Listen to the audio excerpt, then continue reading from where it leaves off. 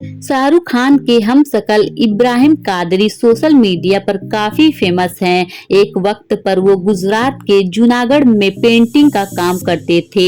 आज वो देश विदेश में शो करने जाते हैं और लाखों रुपए कमाते हैं। हालांकि इब्राहिम की जिंदगी इतना भी आसान नहीं है। इब्राहिम का कहना है कि शाहरुख खान का हमशक्ल होने से फायदे हैं तो कई नुकसान भी हैं। उन्हें रोजमर्रा के काम के लिए बाहर निकलने में काफी दिक्कतें होती है। लोग उन्हें घेरने लगते हैं, दुकानदार ज्यादा रेट में सामान देते हैं। इब्राहिम के मुताबिक उन्हें ये सब ध्यान देना पड़ता है कि वो कुछ ऐसा ना करे जिससे कि शाहरुख खान की इमेज को धक्का लग जाए। इब्राहिम ने कहा कि उनकी लाइफ अच्छी चल रही है, पैसे भी आ रहे हैं, दुबई से लेकर मस्कट तक जाने का मौका भी मिल रहा है।